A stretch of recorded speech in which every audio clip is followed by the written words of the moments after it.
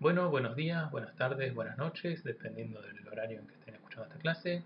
Mi nombre es Andrés Becky, soy licenciado en Ciencias Biológicas de la Universidad de Buenos Aires y hoy les voy a estar hablando un poco sobre todo lo que es la regulación de la expresión génica, tanto en eucariotas como en procariotas. Ya poniéndonos en la regulación de la expresión génica, es la capacidad de los organismos vivos de determinar el tipo, cantidad y momento de la síntesis proteica. En el caso de los procariontes, la capacidad de activar o inactivar genes es importante para responder y adaptarse rápidamente a los cambios del medio. En los organismos multicelulares, el medio interno es constante, por lo que responden activando o inactivando genes en respuesta a estímulos mediados por hormonas o factores de crecimiento. Entonces, las diferencias entre los distintos tipos celulares radican en los distintos genes que se expresan sin alterar su material genético en forma irreversible. Este famoso dogma de la biología que dice que todas las células del cuerpo de un determinado organismo presentan el mismo ADN, que es discutible, pero ya nos da una pauta de que es necesario que determinados genes se expresen o no en determinado tipo celular para producir los distintos tejidos o de distintas funciones de una determinada célula. Entonces, en procariotas puntualmente vamos a ver la regulación génica y ejemplificarla utilizando los operones. Los operones son unos sistemas exclusivos de los procariotas que, como ya vieron con Laura, tienen un sistema de transcripción de ARN policitrónicos donde un único ARN mensajero va a codificar para un determinado número de proteínas. En el caso de los operones son una región del genoma que contienen tanto estas secuencias codificantes para un determinado número de genes como las secuencias regulatorias del mismo. En este caso, en este ejemplo, es el operón LAC, capaz lo escucharon hablar, en el que las regiones codificantes están codificando, valga la redundancia, todas las enzimas y proteínas necesarias para la utilización de la lactosa como nutriente. Para una bacteria, para procariota en general, sintetizar todas estas enzimas cuando no está presente, cuando no hay lactosa en el medio, equivaldría a un gasto de energía enorme, innecesario y contraproducente. Entonces, la biología de estas procariotas ideó un sistema, ideó entre comillas, para optimizar los recursos. Entonces, en ausencia de lactosa en el medio, va a estar presente una proteína represora, acá en rojo. Ustedes creo que no están viendo el puntero, pero bueno, en rojo la proteína represora, que va a estar constitutivamente expresada. Esta proteína represora, en ausencia de lactosa, se va a unir a una región regulatoria del operón que se llama operador. Esta proteína represora unida al operador va a impedir el reclutamiento del ARN polimerasa y va a impedir entonces la síntesis de todos los genes necesarios para la utilización de la lactosa. Entonces, sin lactosa en el medio, no se producen los genes. Ahora bien, cuando se encuentra la lactosa presente en el medio, la lactosa tiene afinidad por un bolsillo determinado de este represor. El represor cambia su conformación. Al cambiar su conformación pierde la afinidad por el operador, no se puede unir al operador y entonces la ARN polimerasa puede reclutarse de forma natural al promotor y transcribirse los genes río abajo. Entonces se transcriben los genes río abajo, se transcribe el ARN policitrónico y se producen todas las enzimas necesarias para metabolizar la lactosa y utilizarla como fuente de nutrientes. Otro ejemplo de operones en procariotas es el llamado operón triptofano. El operón triptofano funciona de forma prácticamente igual al operón LAC, solamente que de forma inversa. En el operón LAC, la presencia del sustrato, la presencia de la lactosa, permite la transcripción de los genes del operón. En este caso, la presencia de triptofano va a inactivar los genes del operón. ¿Cuáles son estos genes del operón? En este caso son los genes necesarios para producir de nuevo el triptofano. Triptofano, como saben, es un aminoácido esencial.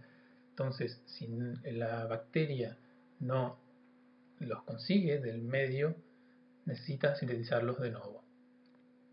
Entonces, en ausencia de este aminoácido, nuevamente el operón se compone de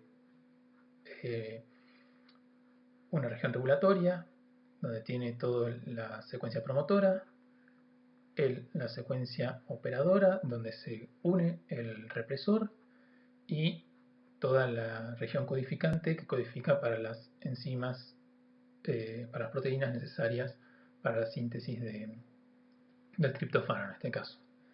Entonces, en ausencia del triptofano, el represor va a estar inactivo, no va a tener afinidad por el operador, y la ARN polimerasa se va a unir al promotor y va a transcribir los genes target. Es el ejemplo de la izquierda. En presencia del triptofano, el triptofano va a tener afinidad por el represor, una vez unido al triptofano, va a cambiar su conformación, se va a unir al operador y va a impedir el reclutamiento de la ARN polimerasa. Fíjense que en ambos casos la unión del operador, del represor al operador está íntimamente ligada a la concentración del sustrato en el medio. Entonces, por ejemplo, en este caso, cuando existe triptófano en el medio, no se van a sintetizar las enzimas necesarias para la síntesis de triptófano. Va a llegar un punto en el que el triptófano va a empezar a escasear en el medio, va a disminuir su concentración, va a haber más represor suelto, entre comillas, libre, va a haber más represor en el citoplasma en vez de unido al operador, y va a empezar a sintetizarse todos estos genes. Eso es como un ciclo que va a depender de la concentración del triptofano en este caso o de la lactosa en el otro. Visto así a grandes rasgos todo lo que son los operones en las procariotas, vamos a pasar a las eucariotas, que es como más divertido y es un sinfín, presentan un sinfín de formas de regular la expresión génica.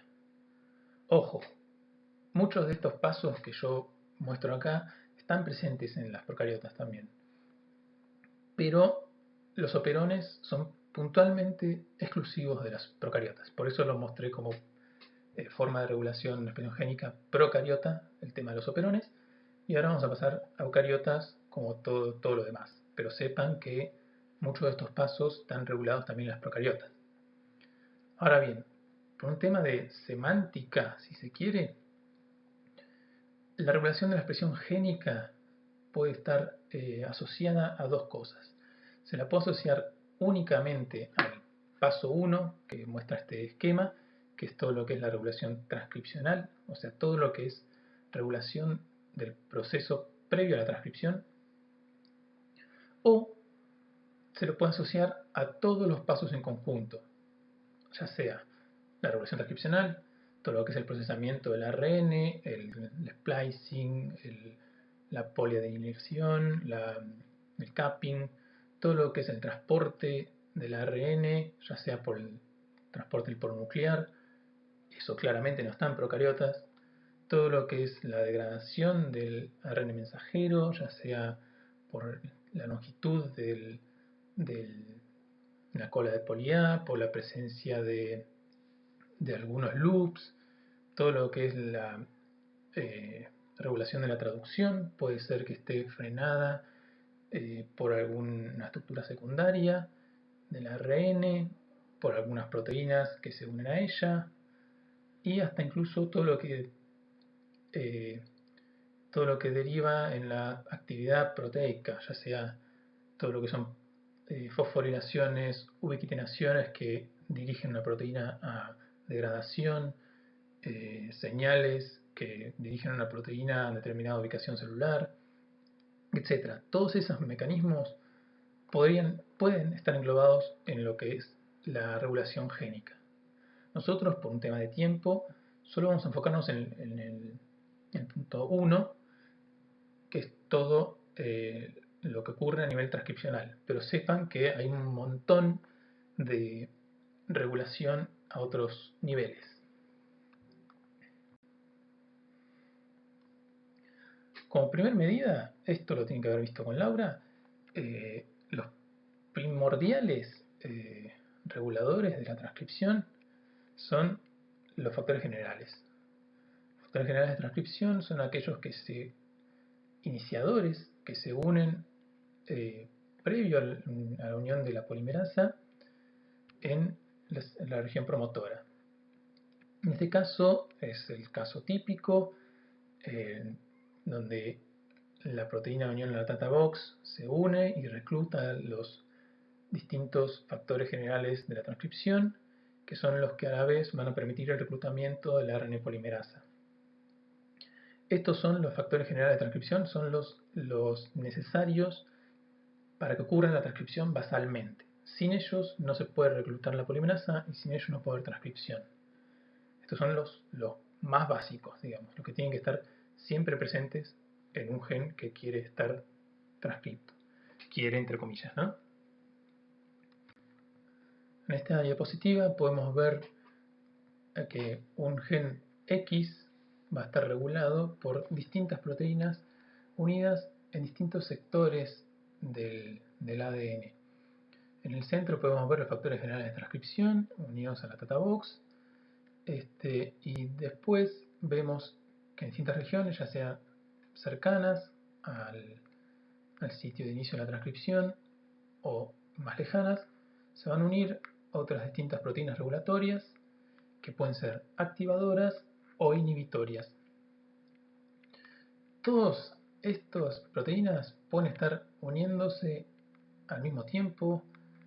Tienen que entender que en biología molecular puntualmente, nada es blanco y negro.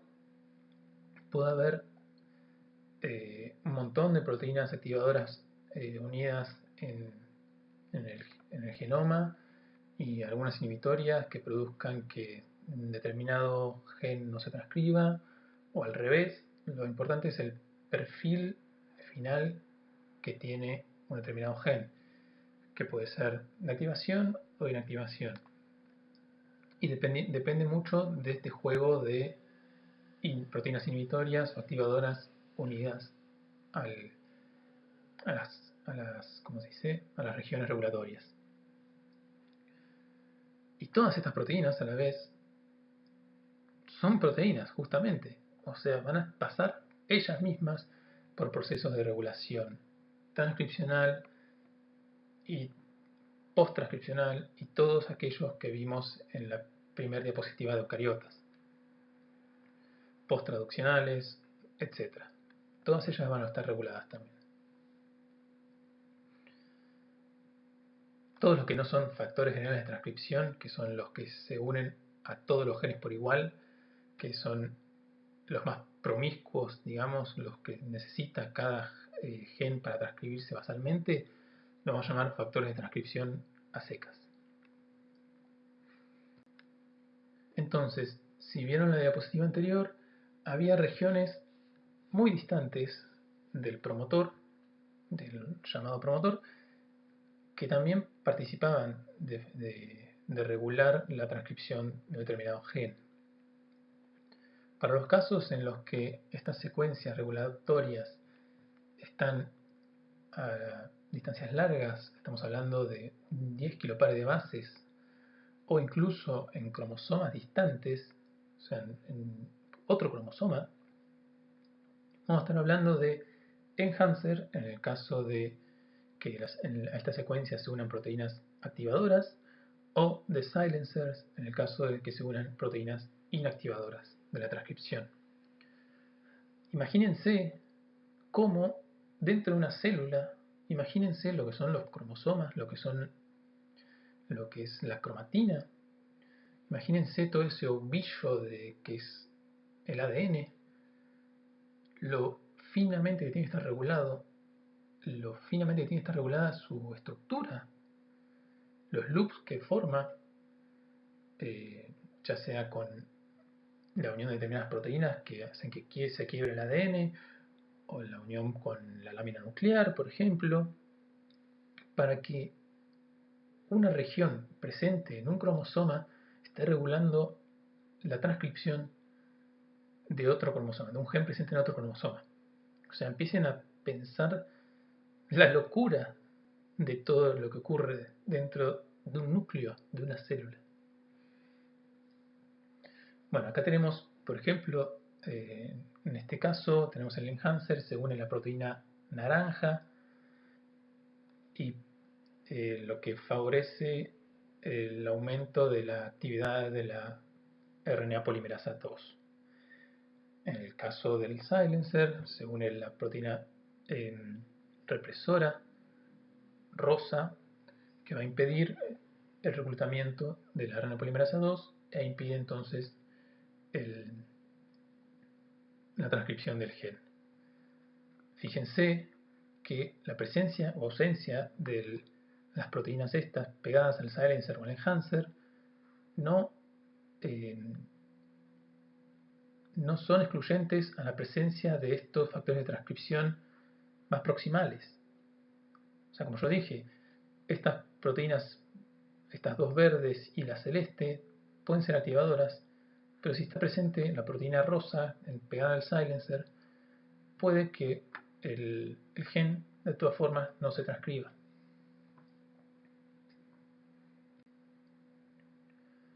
Ahora bien, ¿cómo funcionan estos represores? O sea, esta es una diapositiva muy sencilla como para mostrarles, ejemplificarles cómo pueden funcionar estas proteínas represoras. Estas proteínas represoras pueden funcionar de tres formas bien básicas. Puede producir una unión competitiva del ADN con respecto al activador, o sea, pueden unirse a la misma región del ADN y si está presente el represor puede imposibilitar la unión del activador. Puede interactuar con el activador ocultando, enmascarando la región que interactúa con la RNA polimerasa o con otros factores de inicio de la transcripción.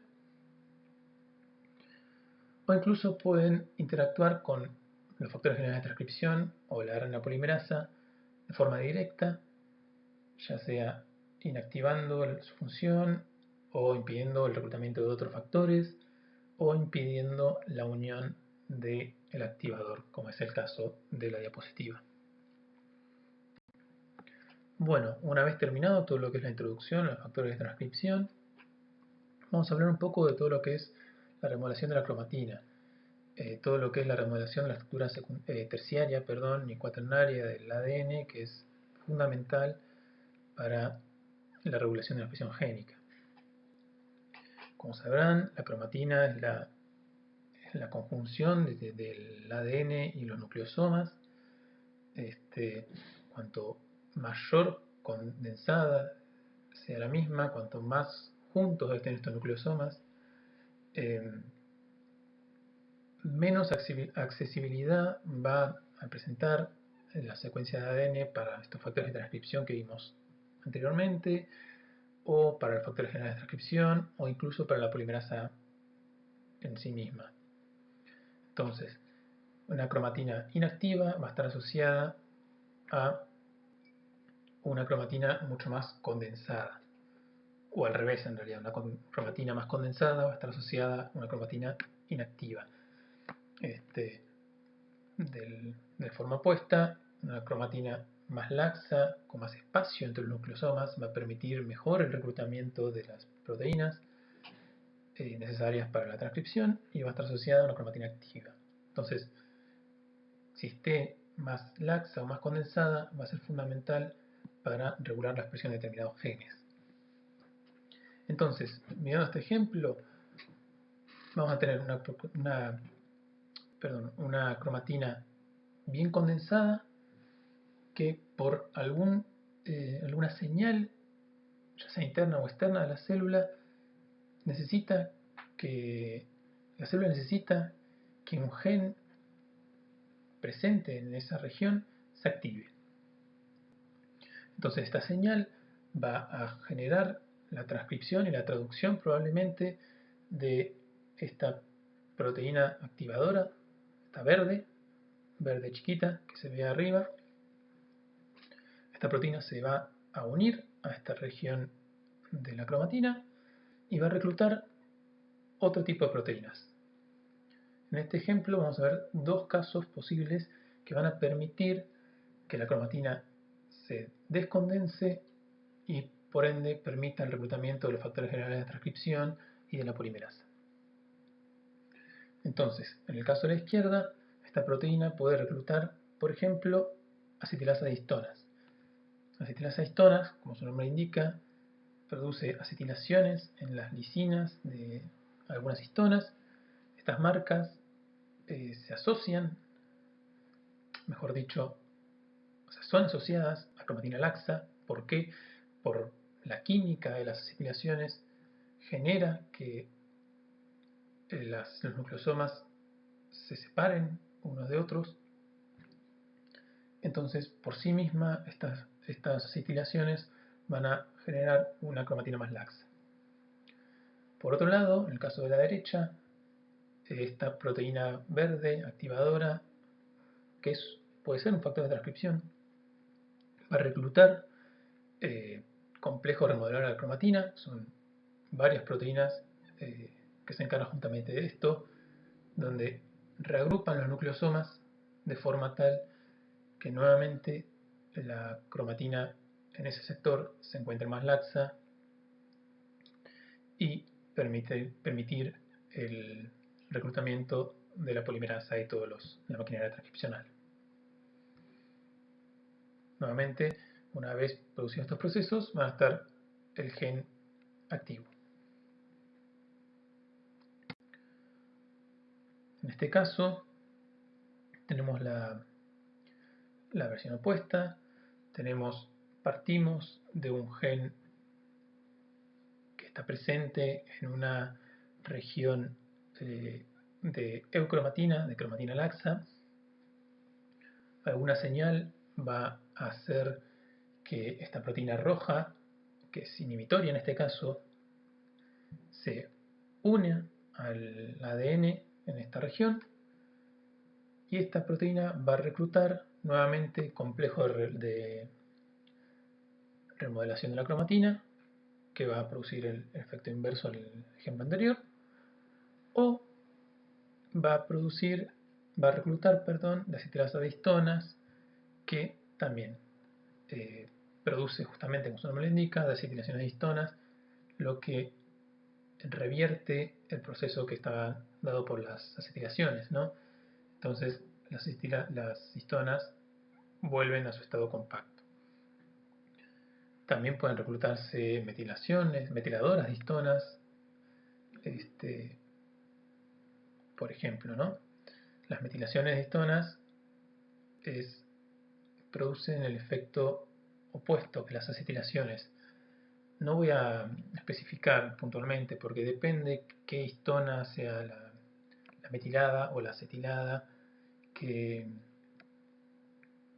residuo sea la metilada o la acetilada, pero a grandes rasgos siempre si uno llega a ver un promotor de un gen supermetilado, va a ser un promotor probablemente inactivo, y si uno encuentra un promotor, un gen acetilado, probablemente vaya a ser un gen que en ese momento está siendo activo.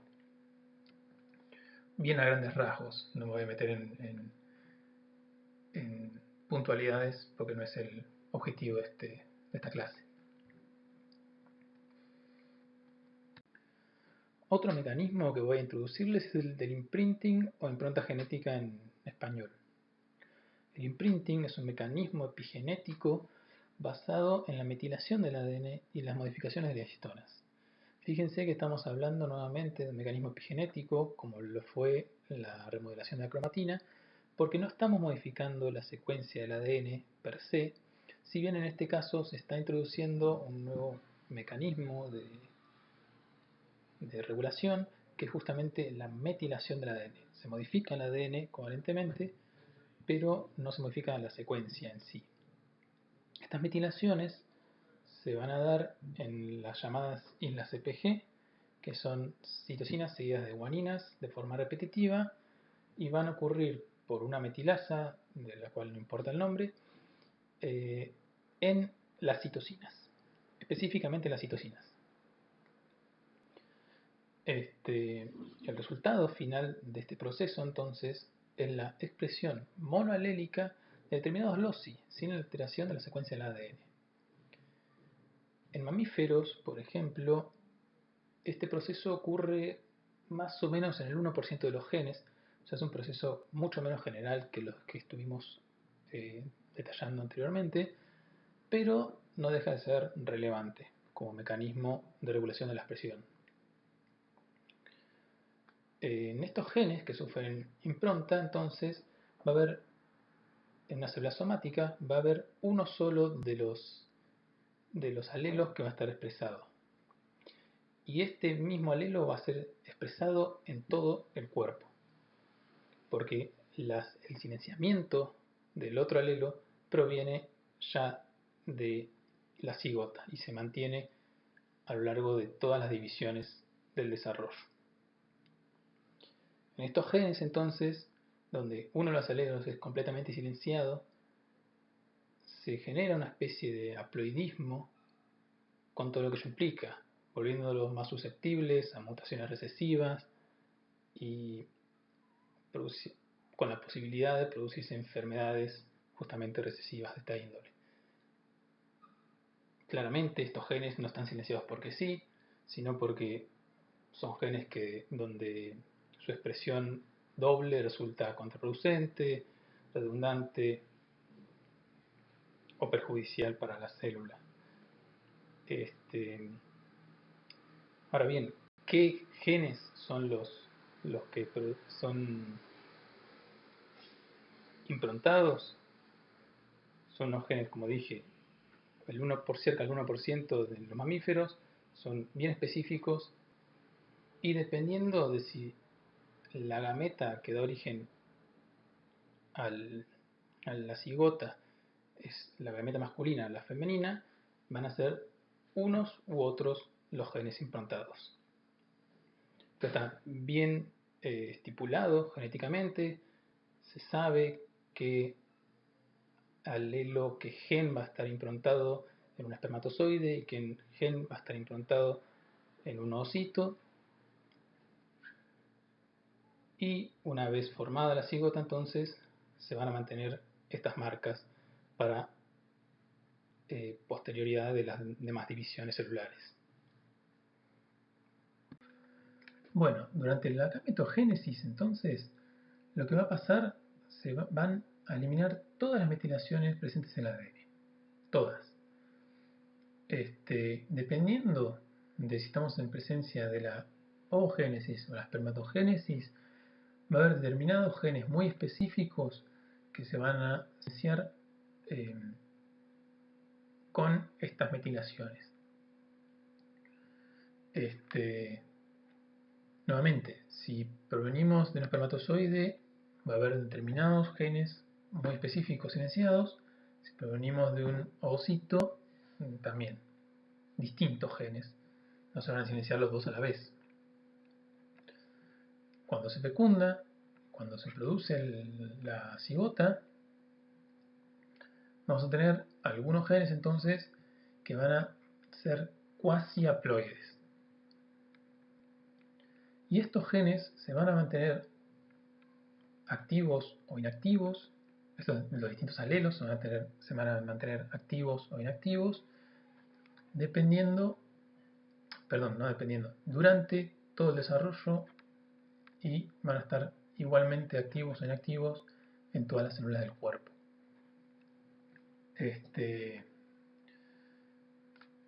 Entonces, ¿cómo ocurre esto? ¿Cómo se mantiene el patrón de metilación? Acá lo tenemos en un grafiquito bien esquemático, cómo durante la duplicación del ADN vemos que ambas cadenas madre presentan una metilación. ¿Por qué ambas cadenas madre presentan metilación? Porque las metilaciones no ocurren en citocinas aisladas, ocurren en lo que se llaman CPGs, o sea, son citocinas unidas de guaninas. Claramente, si una citosina está unida a una guanina, en la cadena complementaria va a estar lo mismo, pero a la inversa. Entonces, las metilasas reconocen estas secuencias y metilan la citosina. Entonces, siempre va a ser como una secuencia palindrómica y van a tener, o en espejo, digamos, y van a tener metilaciones en ambos lados de la cadena. Entonces, el momento de la duplicación del ADN, cuando ambas hebras madre se separan, ambas van a tener presentes una metilación. Esta metilación es reconocida por una metilasa, es una metilasa de mantenimiento, porque son las que mantienen justamente las metilaciones, y van a producir las metilaciones nuevas, generando así entonces el mismo patrón en una cromatida hija que la presente en la madre. Esto garantiza como la herencia dentro de un mismo organismo del patrón de metilación. Ahora bien, fallas no solo en este mecanismo, sino imagínense si uno de los alelos, el alelo que está activo, está mutado. Perdemos ¿cómo se dice? Lo favorable de tener los dos alelos, la maravilla de la diploidía.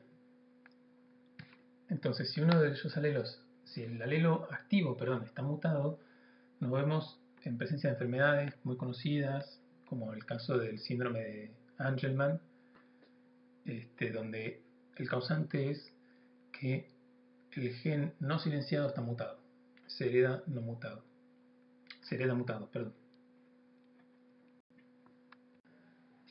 Y bueno, como última diapositiva, quería recordar este diagrama, este esquema, y justamente quería que no olviden, o sea, yo hoy les mostré unos ejemplos muy puntuales y a la vez muy generales de cómo se regula la expresión génica. Incluso solo les mostré ejemplos del paso 1 que en este diagrama, que es el control transcripcional. Pero no olviden que la regulación de la expresión génica involucra una infinidad de procesos, no tanto como infinidad, ¿no? Pero pueden ver un montón de procesos, una infinidad de moléculas. Ahí sí puedo darme la licencia poética de decir infinidad. Todos ocurriendo al mismo tiempo, todos en simultáneo.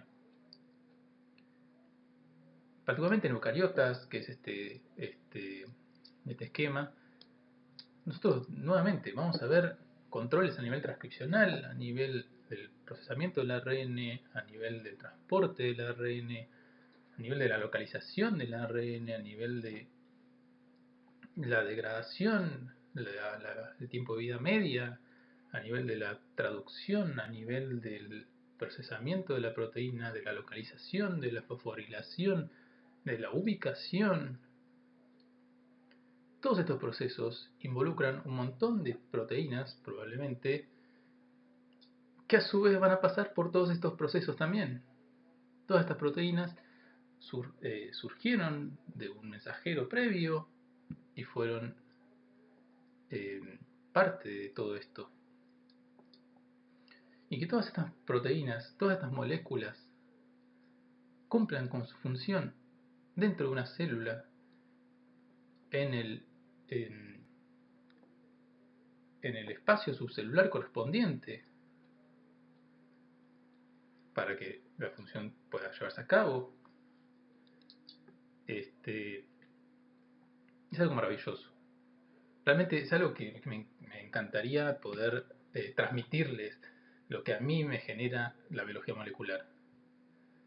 Porque estamos hablando de una gran bolsa de líquido, que es una célula, inmersa, llena de un montón de moléculas, todas moviéndose aparentemente por azar, todas habiéndose generado por azar originalmente, todas tan finamente reguladas y todas tan finamente regulándose entre sí, que es una maravilla que todo esto funcione. Es lo que a mí me maravilló de la biología molecular. Me encantaría que a alguno de ustedes les genere algo también. Y esto es solamente la regulación de la expresión génica y en condiciones normales. Ustedes más tarde, más adelante en el curso, verán un montón de otros procesos fisiológicos dentro de la biología molecular o celular y también en patología, puntualmente en el cáncer, donde también el cáncer, para que ocurra, los procesos que están modificados tienen que estar modificados, pero con un nivel de perfección para que todo siga funcionando correctamente, y la proliferación exacerbada y demás, que sigue tomando un nivel de perfección que es asombroso.